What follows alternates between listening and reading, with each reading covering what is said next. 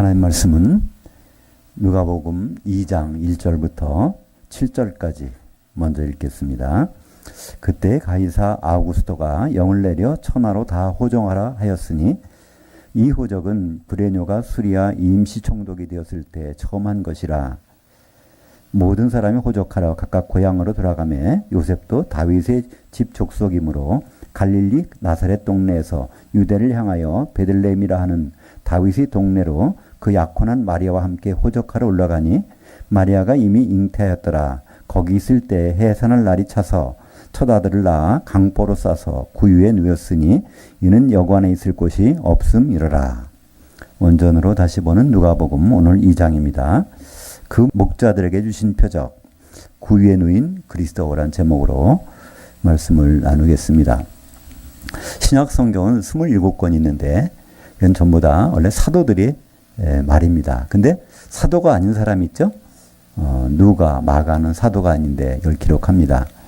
마가는 이제 베드로 사도의 아들이라고 칭할 정도로 제자이기 때문에, 또 베드로는 헬라어를 모르기 때문에 마가는 그것을 베드로의 복음을 기록한 마가복음이라고 할 수 있죠.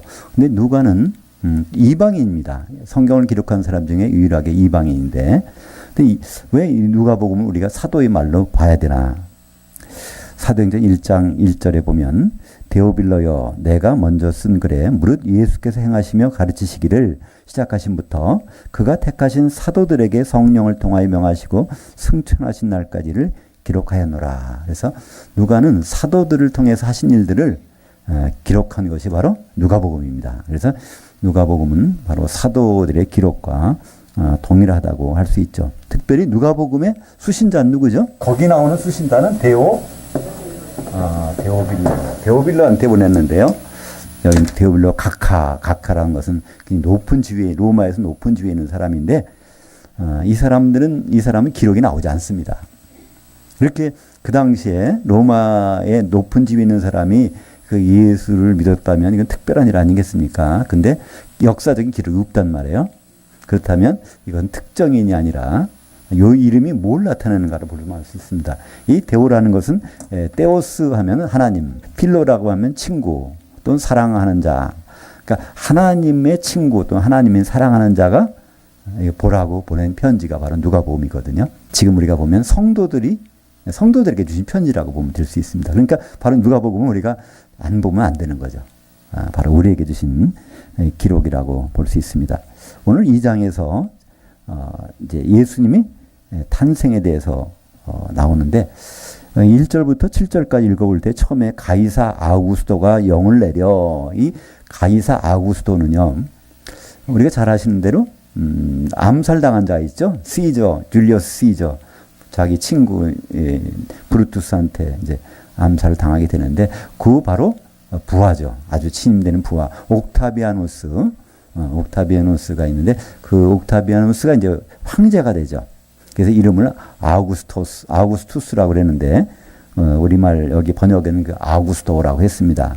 그래서 이 전 세계를 장악하면서 세금을 거둬들이려면 뭐가 필요하죠? 호적이 필요합니다. 그죠? 그래서 이제 세금, 거기에 맞게 이렇게 세금을 거둬야 되니까. 그래서 그것을 영을 내린 것이 몇 년도인지에 대해서는 확실하게 나온 자료가 없어요. 근데 여기서 아구스토가 영을 내려 천하로 다 호적하라 하였으니, 그럼 식민지인 그 유대 땅에도 호적을 해야 될 것입니다. 근데 여기 설명이 나왔습니다. 2절에. 이 호적은 구레뇨가 수리아 총독으로 있을 때 처음 한 것이라. 구레뇨라는 사람이 총독으로 있을 때 처음 했다. 그러면 두 번째도 했다는 얘기잖아요. 그죠? 그럼 두 번째 한 것은 역사적 기록이 있습니다. 이것은 역사적으로 AD 6년이라면 이미 예수님이 한 10살 이상 정도 됐겠죠. 그때 호적을 다시 한번 한 거 있는데, 그거 말고 예수님 태어날 때 호적이 있다는 겁니다. 이것이 이제 처음 호적이라는 거예요. 이 구레뇨라는 사람이 그 지역을 다스리는 이제 총독인데, 처음일 때는요, 그러니까 유대 지방에는 총독이 없었어요. 그 당시에는. 그래서 그 수리아 지역, 지금 보면 시리아 지역이죠. 거기를 총괄하는 임시 총독, 그러니까 정규 총독은 아니고 임시 총독이 있었는데, 그 브레뇨가 임시 총독으로 와서 이제 그걸 했다는 겁니다. 그리고 이 사람이 구레네라는 사람이 나중에 정식 총독이 됐어요. 그래서 그때는 이제 2차 호적을 했는데, 그러니까 정식 총독과 임시 총독은 그 단어가 다릅니다. 임시 총독은 헤게몬이라는 단어가 이제 임시 총독에, 이거는 이제 로마에서 원래 총독을 보내려면 원로원에서 다 승인해가지고 보내야 되는데, 우리나라 말하면 이제 국회에서 다 인준받아야 뭐 헌법재판소장이냐 뭐 다 되잖아요. 근데 이 임시 총독은요, 그 황제가 자기가 그냥 보내면 되는 거예요. 바로 임명해서 이렇게 하면 됩니다. 그런 거로 구레뇨가 왔을 때 이제 호적을 하고 그래서 지금 베들레헴에 가서 지금 호적하는 거예요. 그죠? 근데 이 사람이 나중에 팔레스틴 지역을 총괄하는 정식 총독, 그건 이제 안티파토스라고 하는 그 명칭으로 와서 실제로 했단 말이죠. 그래서 왜 이 말씀을 제가 자꾸 드리냐면, 역사적인 사실이라는 것을 여기서 어떤 사람들이 그래요. 기독교에서 자기들이 만들어내는 거겠지. 그게 아니라는 거예요. 역사적인 사실로 이 호적이라는 것이 분명히 있었다는 것입니다. 근데 도대체 언제 그 호적이 있을까? 처음 호적은 이걸 보면 알 수 있습니다. 그 호적할 때 헤로드 왕이 죽이려고 그랬잖아요. 2살 이하짜리는 다 죽여버리려고 그랬잖아요. 그죠? 이 헤로드 왕이 언제 죽었냐면 주전 4년에 죽었거든요. 그러니까 그 전에 예수님이 태어났겠죠? 그래서 그 태어났고 호적한 거는 바로 주전 4년 내지 5년 내지 6년, 2살 이하를 다 죽이라고 그랬으니까. 그래서 예수님은 그때 태어난 것으로 우리가 알 수가 있죠. 이런 역사적 상황에서 지금 호적하러 가야 되니까 베들레헴에 가야 된단 말이에요. 근데 그건 그렇게 갈 수밖에 없는 거죠. 미가서 5장 2절에 보면 베들레헴에서 바로 메시아가 태어난다고, 미가서 5장 2절에 베들레헴 에브라다야 너는 유다 족속 중에 작을지라도 이스라엘을 다스릴 자가 네게서 나올 것이니라. 거기에서 태어나야 돼요. 이 베들레헴이라는 뜻은 뭐죠?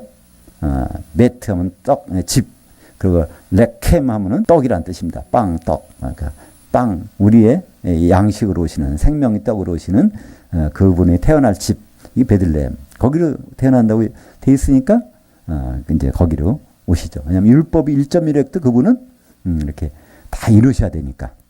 그래서 장소는 거기로 정해졌습니다. 근데 갈라디아서 4장 4절에 보면요, 때가 참에 하나님이 그 아들을 보내사, 여기 어떤 여자라고 되어 있어요. 그 여자가 아니에요. 이 갈라디아서를 기록할 때는 바울은 누가 예수님을 이렇게 잉태해서 낳았다는 걸 알잖아요. 역사적 사실이잖아요. 갈릴리 나사렛의 마리아라는 사람 통해서 낳았다. 그때 그는 약혼 안 했고 결혼도 안 했다. 이걸 적을 텐데 그냥 어떤 여자라고 그랬어요. 그게 무슨 말일까요? 그냥 여자가 중요하지 않다는 거예요. 그죠? 어떤 여자를, 마리아가 싫다고 그러면은, 마리아가 소파 수술을 한다면 다른 여자를 통해서 난다는 거예요. 어떤 여자가 관계없다는 거예요. 그때 약속한 때가 참에, 이 때라는 것은요, 우리의 시간을 나타냅니다. 보통 시간은, 성경에서 나오는 시간은 크게 두 가지죠. 네. 카이로스와 크로노스가 있어요. 카이로스는 하나님의 시간이라고 그러죠. 하나님의 때, 하나님의 시간. 크로노스라는 것은 이 세상 시간이에요. 크로노스라는 것은 하루는 24시간, 1년은 365일. 뭐 이런 걸 따지는 것이 크로노스인데, 갈라디아서 4장 4절에 때가 찬다는 건 크로노스예요. 시간이 예수님 언제 오신다고 딱 했는데 그때 딱 오셨다는 거예요. 그냥 하나님 때 이만하면 됐지, 적당하게, 적당한 때 오신다는 것이 아니에요.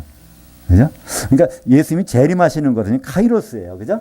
이런 여건이 다 준비가 되면, 그때 결혼식 준비가 되면 그때 오실 거예요. 그건 이제 카이로스로 오시는 건데, 예수님의 초림은 크로노스로 오셨다는 거예요. 그럼 도대체 예수님 오신다는 그 시간은 언제 정해졌는가? 성경에서 그 다니엘서 9장 25절에 있습니다. 그러므로 너는 깨달아 알지니라. 예루살렘을 중건하라는 영이 날 때부터 기름 부음을 받은 자 곧 통치자가 일어나기까지 7 이래와 62이래가 지날 것이요. 예루살렘을 중건하라는, 근데 우리는 여기서 조심할 게 있어요. 예루살렘을 중건하라는 것도 있고, 예루살렘 그 성전을 재건하라는 게 있어요. 그러니까 제사 지내는 성전도 부서졌으니까 이거를 재건하는 거예요. 그게 먼저 됐죠. 그죠? 그 다음에 성벽, 예루살렘을 둘러싸고는 성벽, 이거 무너졌으니까 이걸 또 중건한단 말이에요. 그죠? 그러니까 70년 만에 가서 다시 세운 거는 성전이란 말이에요. 그죠? 그 다음에 한참 시간이 지난 다음에, 그 다음에 아닥사스다 왕 때 이 영이. 그러니까 성전 재건하라는 것은 고레스 왕 때죠. 그 시간이 한참 지난 다음에 그것이 이제 주전 457년에 아닥사스다 왕이 그 영을 내려서 성벽을 중건하라. 그 영이 내린 다음부터 7일에와 62일에 지난 다음에 그 메시아가 등장한다는 거예요. 그러면 한번 따져보죠. 간단하니까. 그 중건하라는 영이 457년이에요. 이때 주전 457년. 근데 7일에 하고 62일에. 그럼 69일이니까 69일이면은 7을 곱하면 얼마죠? 483년? 네. 그러니까 77에 49에다가 요거 하면 434. 두 개 더하면 483년. 그러니까 중건하라는 영이 날 때부터 483년 이게 지나야 되니까 이건 이제 주전에서 주후로 넘어오겠죠? 그러면 계산하면 어떻게 됩니까? 457에 저거 빼면 이게 크니까 26인가요? 네. 그러니까 주후 26년경 이때 메시아가 통치자로 등장해야 돼요. 왕이 등장하려면 왕은 뭘 해야 돼요? 기름 부음을 받아야 되잖아요. 그죠? 그러니까 예수님이 태어나셔서 기름 부음을 받는 것이 정해졌어요. 이게. 그럼 예수님이 언제 몇 살 때 기름 부음 받아야 되죠? 네, 30세. 그러니까 예수님은 태어나시는 거는 요 다니엘이 예언한 예수님이 성령으로 기름 부음 받는 그 시간부터 30년 전에 딱 돼서 예수님은 이 세상에 나와야 돼요. 그죠? 그래서 그 시간이 바로 여기에 때가 참에 갈라디아서 4장 4절에 때가 참에 바울이 쓴 것입니다. 그때는 마리아가 돼도 좋고 안 돼도 좋고 어떤 여자에게, 왜냐하면 창세기 3장 15절에 여인의 후손, 여자의 후손을 통해서 메시아가 오는다고 했으니까 여자를 통해서 나는 일이 벌어진다는 것이죠. 그래서 여기에 바로 이제 누가복음 3장 22절에 보면 그때 바로 30세 성령이 예수님께 임하셨어요. 그죠? 예, 거기 보면 23절에 예수께서 가르치심을 시작하실 때 나이가 30세쯤 되니라. 그래서 민수기 4장에 얘기 나오죠. 제사장의 임무를 담당하는 사람은 30이 돼야 된다는 거예요. 그래서 보통 우리는 예수님이 30세까지 도대체 뭘 하셨을까? 어디 가서 뭘 하셨을까? 거기에 대한 얘기도 많이 나오죠. 인도에 가서 공부했다, 뭐 했다 얘기 나오는데 그것은 맞지 않는 말입니다. 30세가 전에 예수님이 뭘 했다 그러면 이건 불법이에요. 율법을 어기는 거예요. 민수기 4장의 내용을 어기는 거니까 30세까지 예수님 기다렸다가 30세가 되자마자 이제 그러니까 여기서 30세가 돼서도 한참 지나면 안 되는 거예요. 그죠? 그 전에도 안 되고. 그러면 정확한 그 날짜가 있어야 돼요. 그래서 그것이 갈라디아서 4장 4절에 때가 차면 하나님이 아들을 보내서 어떤 여자에게 나게 하시고 율법 아래 나게 하신 것은 율법의 때가 정해졌다는 거예요. 이스라엘은 크게는 3가지, 작게는 나누면 7가지의 절기가 있습니다. 그 중에 예수님은 언제 나셔야 되죠? 장막절. 그러니까 절기가 첫째는 6월절, 둘째는 무교절, 셋째는 초곡절, 초실절이라고 그러는데 곡식단이니까 초곡이 맞겠죠? 초곡절. 넷째는 오순절, 다섯째는 나팔절, 여섯째는 대속죄일, 일곱째는 장막절. 장막절 다음에 무슨 절기일까요? 다시 6월절. 그죠? 이렇게 이제 이스라엘은 이렇게 돌아갔어요. 계속해서.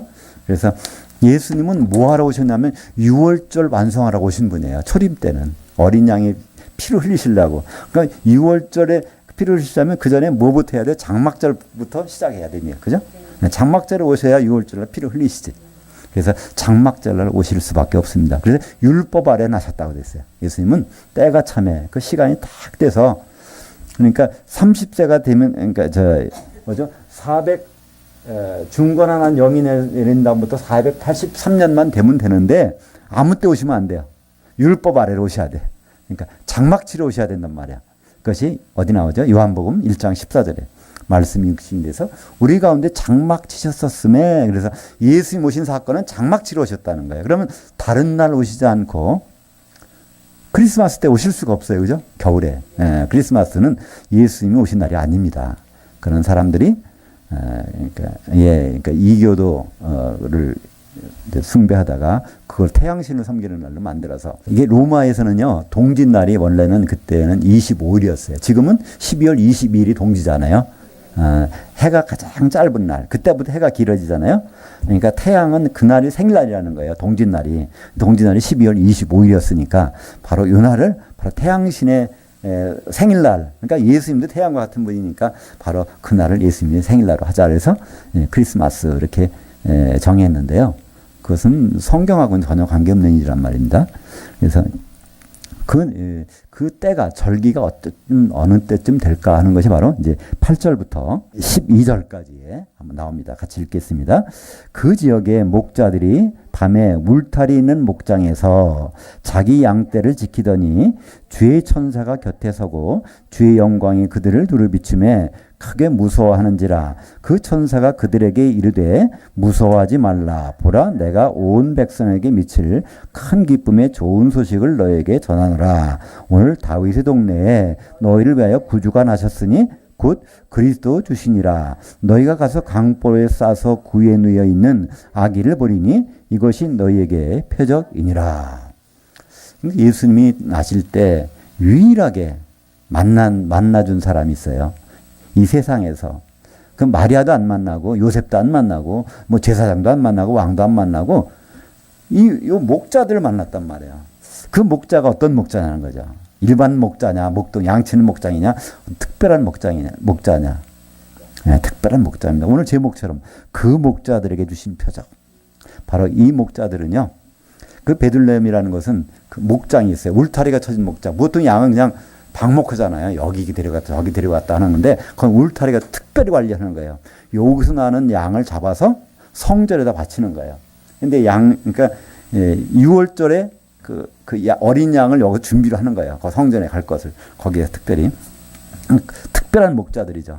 그래서 오늘 보니까 8절에 그 지역의 베들레헴의 목자들이 밤에 울타리 있는 목장에서 여기 이제 우리말 번역은 그냥 밖에서라고 해서 밖에서 밤에 밖에서 지켰다는데 이 밖에서라는 단어가 헬라어로는 아그라 울룬테스라고 합니다. 이 단어는 두 단어가 합해진 거예요.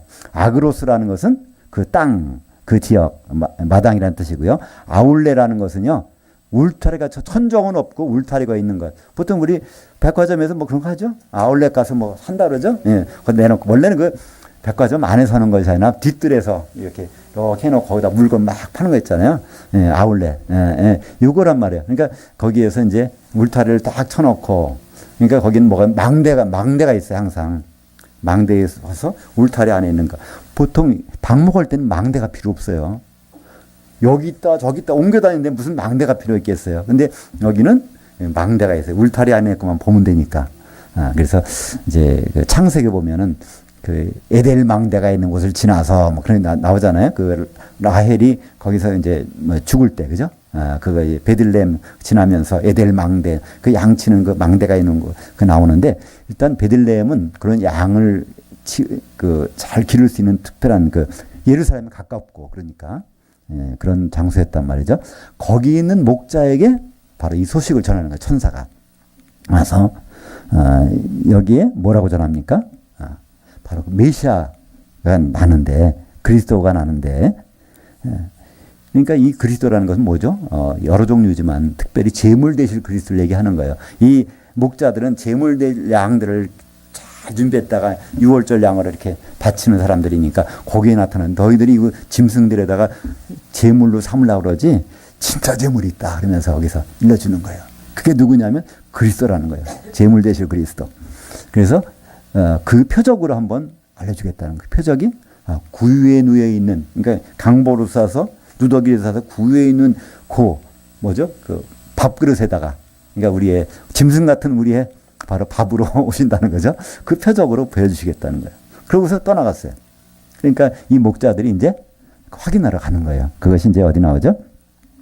15절부터 19절까지 한번 같이 읽겠습니다. 그 천사들이 떠나 하늘을 올라가고 그 목자들이 서로 말하되 이제 베들레헴으로 가서 주께서 우리에게 알리신 바 이 이루어진 일을 알아보자 하고 빨리 가서 마리아와 요셉과 구유에 누인 아기를 찾아서 보고 천사가 자기들에게 이 아기에 대해서 말하는 것을 전하니 듣는 자들이 다 그 목자들이 그들에게 말한 것들을 놀랍게 여기되 마리아는 이 모든 말들을 결합하면서 마음에 새기고 있었더라. 그러니까 목자들이 확인을 한 거예요.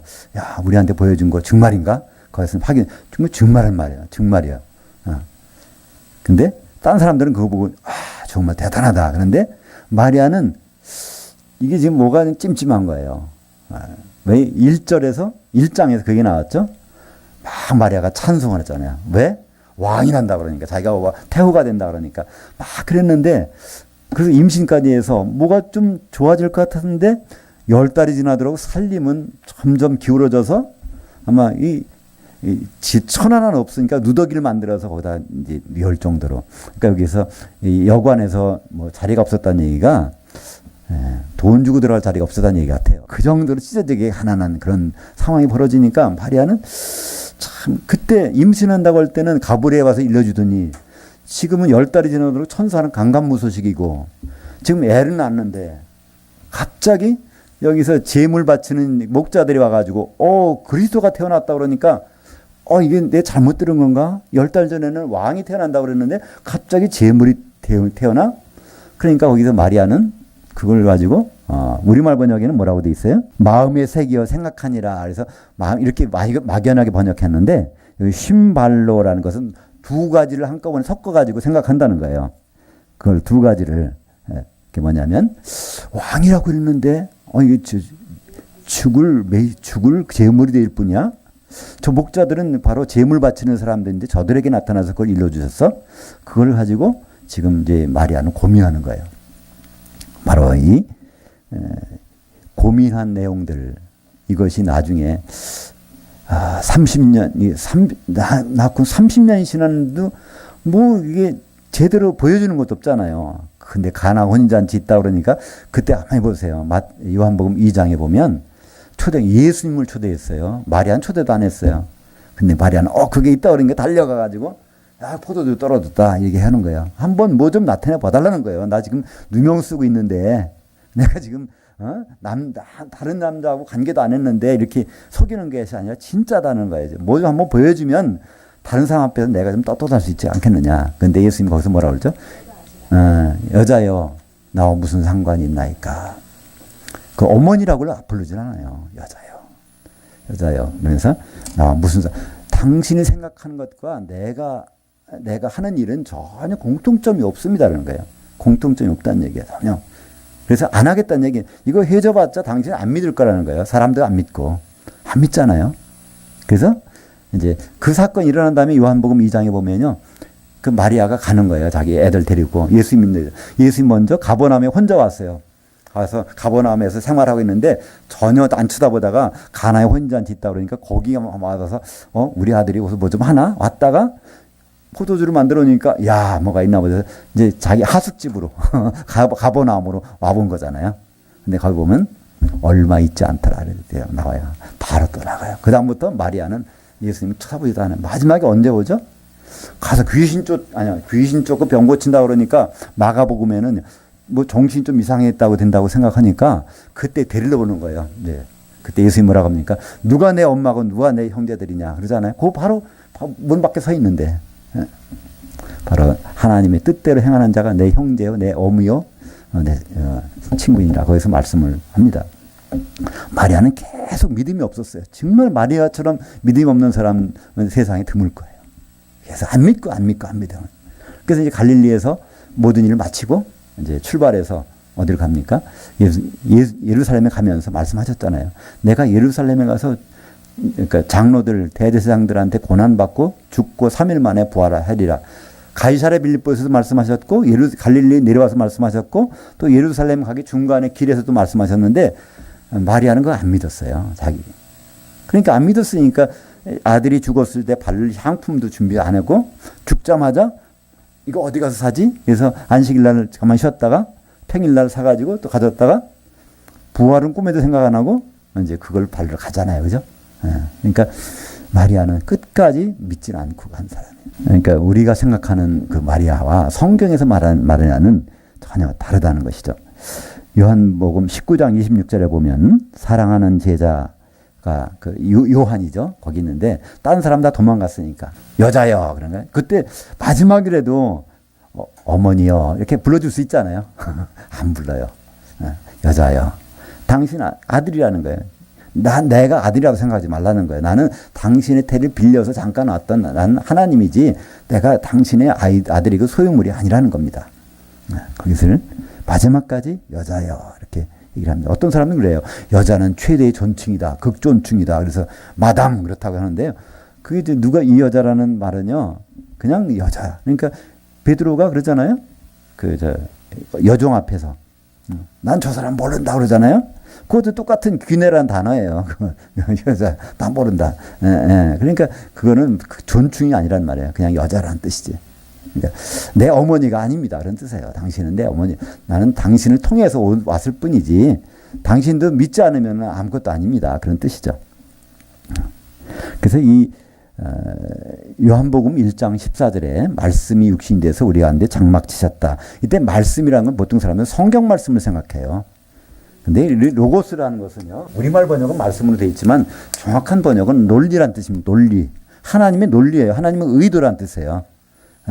우리 보통 어떤 학문할 때 생물학 뭐라고 그러죠? 생물학은 바이올로지라고 그래요. 그죠? 바이오라는 게 생물이라는 뜻이잖아요. 살아있는 것. 로지. 이게 로고스에서 말이거든요. 바이올로지. 지올로지, 바이올로지. 이게 다. 그러니까 어떤 논리에 삶에 대한 논리, 생물학. 그거 로지란 말이에요. 그러니까 하나님의 논리가 뭐가 돼서 육신을 입고 오셨다는 거예요. 하나님의 논리는 뭐죠? 그리스도를 통해서 우리를 구원하시고 우리를 자녀 삼으시고 우리를 통해서 결혼을 하시고 이 모든 그 계획이 이제는 실체화돼서 육신을 입고 오셔서 장막을 지었다. 이제 그것이 요한복음 1장 14절이죠. 그래서 독생자로 오셔서 이제는 어떻게 돼? 그분이 맏아들이 되셔야 되니까. 그래서 이 날짜가 레위기 23장 34절에 이스라엘 자손에게 말하여 이르라 일곱째 날 15째 날 유대 음력으로 7월 15일. 우리 달력으로 하면 보통은 이게 추석날이에요. 음력이니까 그때 보름달 떴단 말이에요. 대개는 우리 추석은 맞는데 금년에는 이게 한 달이 좀 차이가 있었어요. 유대인 음력과 우리 음력은 윤달이 차이가 있어서 이게 좀 차이가 나는 거예요. 근데 일반적으로 추석 때라고 생각하시면 이게 거의 정확합니다. 대부분의 이 장막절은 우리의 추석날하고 일치합니다. 그때 여호와를 위하여 이레 동안 지킬 것이니라. 골로새서 2장 17절에 이것들 절기, 초하루, 안식은 장래일의 그림자이나 몸은 실체는 그리스도의 것이니라. 그러니까 율법 아래 오셨으면 율법에 따라서 오셔야 되니까 장막 치시려면 다른 날 오시면 안 되고 장막절에 오셔야 되겠죠. 12월 25일 날 그때 예배 드리는 건 나쁜 건 아니지만 사실을 알고 하는 게 좋겠죠. 그죠? 22절부터 24절까지 읽겠습니다. 모세 법대로 정결 의식의 날이 참에 아기를 데리고 예루살렘에 올라가니 이는 주의 율법에 쓴 바 첫 해에서 난 자마다 주의 거룩한 자라 하리라 한 대로 아기를 주께 드리고 또 주의 율법에 말씀하신 대로 산비둘기 한 쌍이나 혹은 어린 집비둘기 둘로 제사려 함이더라. 아기를 낳으면 부인은 부정한 거예요. 피를 봐서. 정결케 하는 게 7일 동안은 누굴 만나도 안 돼. 바깥에 나가도 안 되고. 그러면 그 8째 되는 날은 활동할 수 있어요. 이때 이제 8일 만에 이제 할례를 받게 율법을 지켜야 되니까 예수님은 그래서 이제 거기까지 성전에 가서 율법을 지키는 이 일을 행합니다. 그때 제물로 드릴 것이 있어요. 보통은 송아지나 짐승으로 드려야 되는데 돈이 없으면 비둘기로 드릴 수 있어요. 그래서 이때 얼마나 찢어지게 가난했던지 이제 비둘기를 갖다가 드린 것 같아요. 근데 사실 이 모든 행위가 사실 예수님을 설명해 주고 있습니다. 보통 우리가 성령을 형상으로 나타내는 비둘기라고 그러죠. 성령 집회하면 비둘기 많이 그러나요. 근데 이 성령이 비둘기일까요? 아니요. 성령을 하시는 일은 예수님을 증언하는 거예요. 그죠? 요한복음 15장 26절에 보면 바로 그가 오시면 나를 증언하실 것이요. 그러니까 예수님이 요단강에서 세례 받으시고 올라올 때 성령이 비둘기처럼 임해서 그러면 저분은 비둘기요. 이렇게 그런 뜻이에요. 그죠? 성령께서 비둘기로 이분은. 그러니까 예수님은 유월절 어린 양도 되시고 비둘기도 되세요. 비둘기는 무슨 뜻일까요? 우리는 이 양을 잡는 거는요, 우리가 참 돈이 많이 들어가는 일이야. 근데 우리는 매일 죄를 져. 그러니까 사람들은 매일매일 제사를 지내는데 그걸 감당을 못 해요. 그렇다고 안 하면 될까요? 해야 돼. 그 사람들은 비둘기가 하죠. 비둘기는 그래서 매일 속죄제였어요. 매일 속죄제. 항상 우리를 날마다 이렇게 드리는 분. 그래서 우리는 예수님을 통해서 매일매일 죄인 죄도 우리는 다 그분을 통해서 해결받을 수 있다는 것이죠. 우리가 원죄라든가 모든 그런 죄도 단번에 그건 해결됐지만 우리는 날마다 죄를 짓습니다. 죄라는 건 뭐죠? 하나님 생각에 벗어난 건 죄잖아요. 그래서 로마서 14장 23절에 보면 믿음으로 행하지 않은 거 모든 걸 죄라고 그랬어요. 그러니까 우리가 믿음으로 100% 행할 수는 없잖아요. 그때 우리는 끊임없이 죄를 질 수 있습니다. 그때 우리는 비둘기를 드려야 돼요. 그래서 이런 사서 드리는 게 아니라 바로 예수님이 비둘기라. 그 안에서 바로 우리는 죄를 해결받을 수 있다는 것이죠. 25절부터 33절까지 중간에 좀 생략된 부분이 있는데 그냥 읽겠습니다. 예루살렘에 시므온이라는 사람이 있으니 이 사람은 의롭고 경건하며 이스라엘의 위로를 기다리는 자라. 성령이 그 위에 계시더라. 그가 주의 그리스도를 보기 전에는 죽지 아니라 하니 성령의 지시를 받았더니 성령의 감동으로 성전에 들어가매 마침 부모가 율법의 관례대로 행하고자 하여 그 아기 예수를 데리고 오는지라. 내 눈이 주의 구원을 보았사오니 이는 만민 앞에서 예비하신 것이요 이방을 비추는 빛이요 주의 이스라엘 영광이니이다. 그의 부모가 그에 대한 말들을 놀랍게 여기더라. 아멘. 근데 여기서 보면 그냥 다른 복음서에 없는 거예요. 그죠? 누가가 이것을 찾아가지고 그래서 이 사람이 이런 일이 있었다는 것을 여기 찾아내는 거예요. 근데 시므온이라는 사람, 이 사람은 제사장도 아니고 아주 평범한 사람이에요. 특별한 사람이 아니란 말이에요. 근데 이 사람이 특별한 사람이에요. 왜 그럴까요? 성령이 일러주셨어요. 이거 물론 보혜사 성령은 아니에요. 구약 때부터 필요할 때마다 활동하시던 그 성령께서 일러주셨어요.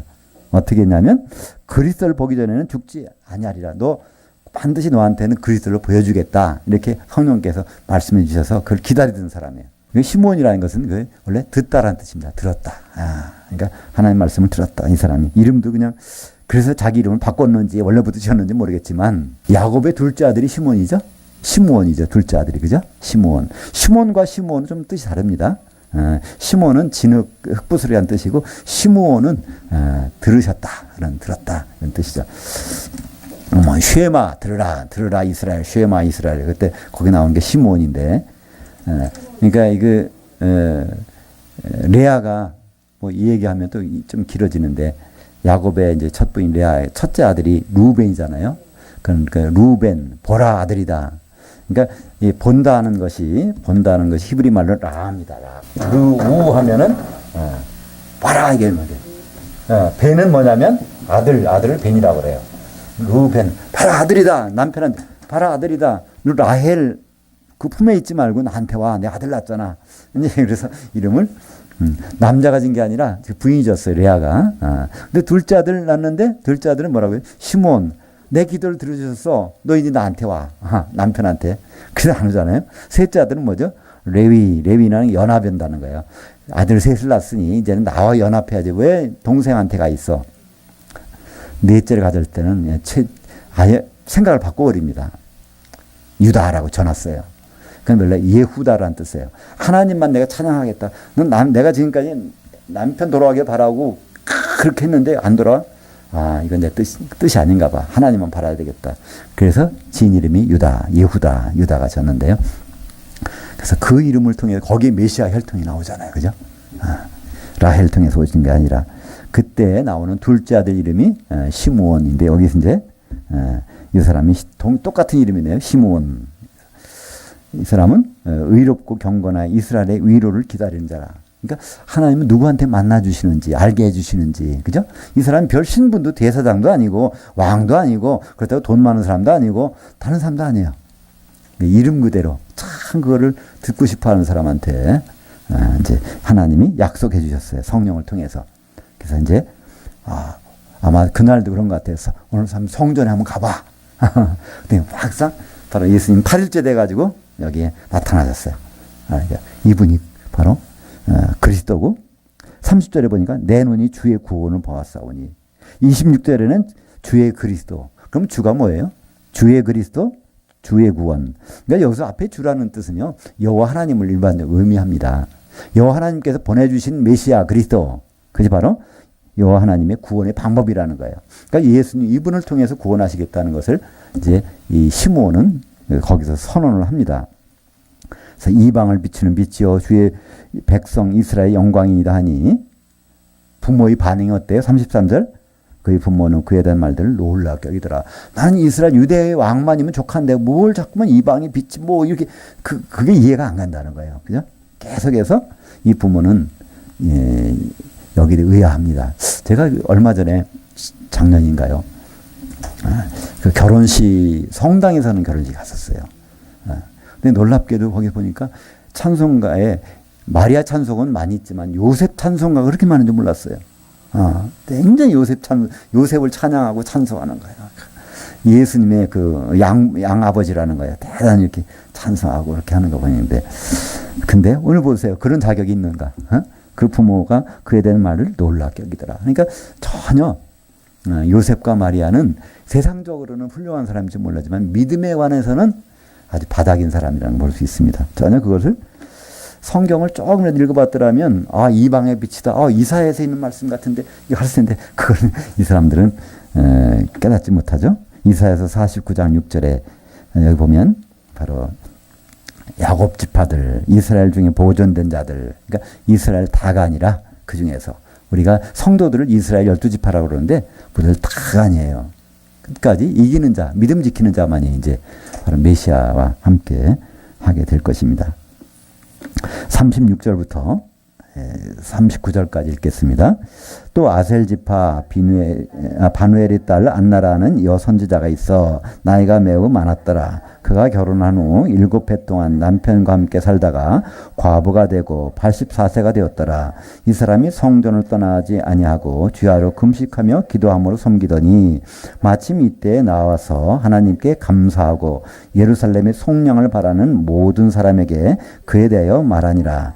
주의 율법을 따라 모든 일을 마치고 갈릴리로 돌아가 본 동네 나사렛에 이르니라. 여기에 또 한 사람이 나오는데 이 사람이 여자입니다. 안나. 이 안나, 우리 큰애 이름이 이 안나에서 영어식으로 에나가 됐는데, 이 안나라는 것은 이 한나라는 의미 이 힐라에 와서 한나라는 건 히브리 말인데 그것이 이제 헬라식 발음으로 안나라고 합니다. 이 한나는 누구죠? 사무엘의 어머니. 이 사무엘은 어머니, 여기서 한나라는 뜻은요, 은총이라는 뜻이에요. 은총을 받아서 나중에 사무엘도 낳게 되고 또 많은 동생들도 많이 낳잖아요. 하나님의 특별 은총을 받은 사람이다. 그런 뜻인데, 이 안나라고 하는 사람이, 이 사람이 여선지자예요. 선지자란 무슨 뜻이라고 그랬죠? 하나님의 속마음을 밖으로 드러내는 사진사. 사진 찍어 보여주죠. 우리가 그냥 하면 잘 몰라요. 사진을 딱 보여주면 보여주잖아요. 그래서 선지자를 프로페테스. 프로라는 건 바깥으로 끄집어낸다는 거고, 페테스는 사진사. 근데 여기서는 이 사람이 남자가 아니라 여자니까 페티스. 그러니까 이가 되면 여자가 되니까 여자 선지자를 페티스, 프로페티스. 네, 이 여자는 과부가 됐어요. 7년 동안 남편과 살았는데 과부가 돼가지고 나이가 84세. 그러니까 이 성경에서는 과부를 굉장히 대우해 주라고 돼요. 굉장히 타이틀이 있어요. 과부라고 하면 뭐랄까요? 그 정욕을 못 참는 것이 아니라 오히려 하나님 남편이 이렇지만 정말 하나님 진짜 남편을 염두에 두면서 하나님 섬기는 그런 사람이기 때문에 과부를 존중하게 아주 이렇게 여기는데, 이 사람 중에 안나라는 사람이 결국은 만나게 됩니다. 그날 또 만나서 뭐라고 하죠? 예루살렘 속량을 바라는 모든 사람에게 그에 대해서 말하니라. 그러니까 지금으로 말하면 뭘까요? 통역사 비슷한 거예요. 아무것도 모르는 사람한테 외국 사람이 왔어. 근데 이 무슨 말하는지 몰라. 그럼 통역하는 사람이 있으면 깨닫잖아요. 이 안나가 바로 이 예수님에 대해서 지금 설명해 주고 있는 거예요. 여자 선지자로서 설명을 해주고 84세까지 살면서 이런 일이 여기서 하나님은 보니까 여기서 세 사람을 들어 쓰셨는데 사람이 아니지 천사는.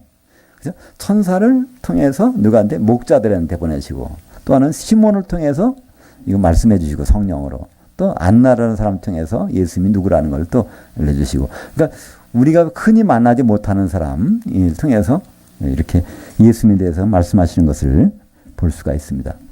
근데 그러니까 이 과부라는 것은요 중요한 의미가 있죠. 우리가 누구예요? 네, 우리가 과부죠. 왜냐하면 신랑이 안 보여. 없어졌어. 그러니까 과부란 뜻은 원래 신랑이 죽었다는 뜻도 있지만 신랑이 없어져 버린 경우는 그 과라는 건 부족할 것 같거든요. 어딘가 없어요. 그런데 진짜 과부예요. 왜 그럴까요? 이 세상의 과부는요 신랑이 시체라도 있어요. 그죠? 근데 우리 예수님은 신랑인데 시체도 없어. 아무것도 없어. 그러니까 진짜 과부예요. 근데 과부를 그냥 내버려 두시는 것이 아니라 과부의 신세를 면하게 해주러 오실 것이죠. 그죠? 근데 이 교회는 과부인데 이 교회가 과부가 아니라고 주장한단 말이에요. 네, 그게 문제예요.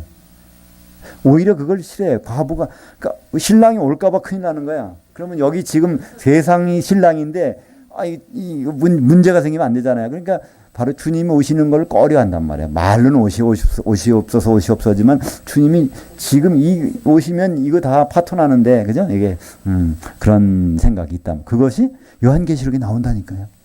바로 큰성 바벨론 음녀교회가 그런 얘기를 한단 말이에요. 그래서 요한계시록 18장 7절 그녀가 얼마나 자기를 영화롭게 하였으며 사차했던지 그만큼 고통과 애통함으로 갚아주라. 그녀가 마음에 말하기를 나는 여왕으로 앉은 자요. 나는 부족한 게 없다는 거예요. 내가 다 할 수 있다는 거죠. 그는 과부가 아니라 결단과 애통함을 당하지 아니하리라 하니. 그러니까 이게 다른 말이라면 이해가 하는데 교회가 그죠? 네.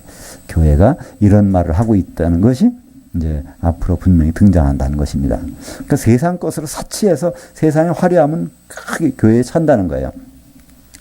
건물이건 거기에 뭐 여러 가지 모든 것들이 화려하게 세상 남부끄럽지 않게 다 갖추고 있는데 문제는 나는 여왕이고 나는 과부가 아니다. 이렇게 주장한다는 겁니다. 한마디로 예수님이 신랑을 오시는 것이 좀 꺼림칙하고 그건 싫다는 거예요. 그런 상황에서 우리는 있어야 됩니다. 그죠? 그것이 이상한 일이 아니라 이런 일이 벌어진다는 것입니다. 41절부터 50절까지 읽겠습니다. 그의 부모가 해마다 6월절이 되면 예루살렘으로 가더니 예수께서 12살 되었을 때에 그들이 이 절기의 관례를 따라 올라갔다가 그 날들을 마치고 돌아갈 때 아이 예수는 예루살렘에 머무셨더라. 그 부모는 이를 알지 못하고 사흘 후에 성전에서 만난즉 그가 선생들 중에 앉으사 그들에게 듣기도 하며 묻기도 하시니 그의 부모가 보고 놀라며 그의 어머니는 이르되 아이야 어찌하여 우리에게 이렇게 하였느냐 보라 내 아버지와 내가 근심하여 너를 찾았노라. 예수께서 이르시되 어찌하여 나를 찾으셨나이까 내가 내 아버지 집에 있어야 될 줄을 알지 못하셨나이까 하시니 그 부모가 그가 하신 말씀을 깨닫지 못하더라. 그러니까 부모가 놀라고 부모가 깨닫지 못하고 계속 부모는 요셉과 마리아는 뭐가 뭔지를 모르겠다는 겁니다. 근데 여기서 특별한 단어가 나옵니다. 유월절이라는 말이 나와요. 이 절기에 이제 예수님이 장막절을 통해서 오셨는데 유월절이 나오는데 그러니까 예수님이 초림의 목적은 요겁니다. 요거 완성하시는 거예요. 유월절. 피를 흘리시는 거예요. 어린 양의 유월절 어린 양의 피를 흘리시는 거. 이거 다른 건 다 그냥 뭐죠? 그걸 뭐라고 그러나요? 다른 건 우술이라고 그러나? 뭐 하여튼 본줄기는 예수님이 6월절 어린 양으로 바로 피를 흘리시는 거예요. 그것 때문에 오신 거예요. 네. 다른 것부터 순서를 바꿀 수가 없어요. 이거 다 바꿀 수가 없어요. 그거부터 하시는 거예요. 그래서 6월절은 성경에서 굉장히 중요한 것이고요. 예수님 십자가 달리셔서 뭐라고 하십니까? 마지막에 다 이루어졌다. 이때 뭘 이뤘다는 말일까요? 6월절입니다. 다른 거 이뤘다는 얘기 아니에요. 6월절 그걸 한다고 했는데 그 전에 예수님 말씀하십니다. 누가복음 22장 그죠? 16절에 내가 하나님 나라에서 이 6월절 먹는 거 지금 먹는데 하나님 나라에서 6월절 이루기 전까지는 다시 안 먹겠다는 거예요. 또 18절에서 내가 하나님 나라에서 6월절이 이루어지기 전까지는 포도나무에서 나는 것을 마시지 않겠다는 거예요. 그러니까 십자가 달리셔서 내가 목마르다. 왜 그랬을까요? 예수님은 손발을 쓸 수가 없어요. 못 박혔으니까. 누가 포도주를 대줘야 돼. 그래서 결국은 포도주를 댄 다음에 그때 다 이루어졌다 하는 거예요. 뭐가? 유월절. 내가 하나님 나라에서 유월절이 이루기까지는 내가 더 이상 포도주 안 마시겠다 그러는데 바로 유월절 이루어졌다는 거예요. 어디 십자가에서 이제 바로 그 이루어진 것을 말씀하고 있죠. 그래서 이 유월절 때 이제 예루살렘에서 올라가는 거예요. 가족들이 다. 신명기 16장 16절에 보면 절기 때 올라가야 되니까. 근데 무심코 올라갔지만 딴 때도 올라갔을 거예요. 근데 누가는 6월절만 기록하잖아요. 그죠? 6월절 특별하다는 거예요. 6월절 결국은 그분은 아버지 집에 있어야 되고 거기서 그분 제물로 바쳐져야 되는 거예요. 그래서 6월절 행사 끝나고 올 줄 알았더니 따라오는 줄 알았더니 안 보여서 사흘길에 왔는데 다시 찾으러 갔어요. 거기서 뭐라고 그래요? 난 내 아버지 집에 있어야 된다는 거예요. 그러니까 내 아버지 여기 오고 나도 여기 있는데 아니라는 거예요. 그 사람 내 아버지야 아니라는 거예요. 내 아버지 집에 내가 있어야 된다는 거예요. 그죠? 여기서 그래서 바로 6월절과 예수님 요한복음 2장 13절 볼까요? 유대인이 6월절이 가까운지라 예수께서 예루살렘에 올라가셨더니 19절입니다. 예수께서 대답하여 이르시되 너희가 이 성전을 헐라 사흘 동안에 일으키리라. 그러나 예수는 성전된 자기 육체를 가리켜 말씀하신 것이라. 그래서 결국은 예수님은 지금 보이는 예루살렘 성전 계속 왔다 갔다 하는 거 그것을 버리고 이거를 진짜로 세울 뿐이라는 것을 이제 말씀하시죠. 그죠? 예. 근데 그 요셉과 마리아는 그걸 모르는 거예요. 그냥 아무도 요셉과 마리아뿐 아니라 사실은 아무도 몰랐죠. 유일하게 알았던 사람 하나 있어요. 베다니 마리아. 그죠? 6월절 맞춰서 딱 오시니까 그걸 준비했다가 자기 집에 갖고 와서 쫙 붙잖아요. 예수님이 뭐라고 그래요? 온 천하에 복음이 전하되는 곳에는 이 여자가 오늘 나한테 한 일을 반드시 말해서 생각나야 된다는 거예요. 바로 예수님이 6월절 양으로 오셨다는 것을 그게 복음이라는 거예요. 복음이 선포되는 것을. 근데 사람들이 베다니 마리아 이름도 모르고 그건 모르잖아요. 그죠? 그걸 우리는 어떻게 불러요? 값비싼 향유를 주께 드린 막달라 마리아 이렇게 하잖아요. 그죠? 물론 누가복음 7장에 보면 거기에 어떤 여자가 옥합을 깨뜨려서 바르는 장면이 나와요. 그 뒤에 한참 보면 이제 막달라 마리아가 나오는 사건이 있어요. 그러니까 아마도 비슷한 사람이겠지 이렇게 유추해서 생각을 해서 그 찬송가를 만들 수 있어요. 그러나 그건 성경에는 정확한 것은 아니에요. 정확한 것은 요한복음 12장에 보면 베다니 마리아가 그걸 깨뜨려서 예수님한테 불렀고 예수님은 이 여자를 기념하라고 그랬지 막달라 마리아 기념하라는 얘기는 없단 말이에요. 그죠? 근데 우리는 그냥 막달라 마리아를 자꾸만 생각을 하게 되죠. 마지막으로 요한복음 19장 30절을 같이 읽고 마치도록 하겠습니다. 예수께서 신 포도주를 받으신 후에 이르시되 다 이루어졌다 하시고 머리를 숙이니 영이 떠나가시니라. 예. 6월절이 완전히 이루어져서 6월절 어린 양. 그래서 예수님의 대표적인 이름은 뭘까요? 요한계시를 보면 예수님을 어린 양이라고 그래요. 6월절 어린 양을 줄여가지고 어린 양, 어린 양, 어린 양, 어린 양, 어린 양의 신부. 그렇죠? 그래서 바로 이 누가복음에서도 바로 6월절 어린 양에 대해서 이렇게 상세하게 기록하고 있습니다. 그분이 언제 태어나야 되는지 그것이 역사적으로 과연 어떻게 맞는지 율법으로는 얼마나 이것이 부합되는지 모든 일들을 누가는 상세하게 그리고 그것을 지정해 주는 사람은 6월절 양을 만들어 바치는 그 목자들한테 가서 진짜 양이 태어났다 그걸 알려주고 그걸 통해서 마리아한테 근데 마리아는 도저히 이해가 안 간다는 거예요. 부모는. 그죠? 모든 사람은 그걸 잘 깨닫지 못합니다. 결국 우리도 성령의 도우심 없이는 이것을 깨달을 수 없겠죠. 여기 시므온처럼 성령이 지시하신 대로 알려주시니까. 기도하겠습니다. 하나님 아버지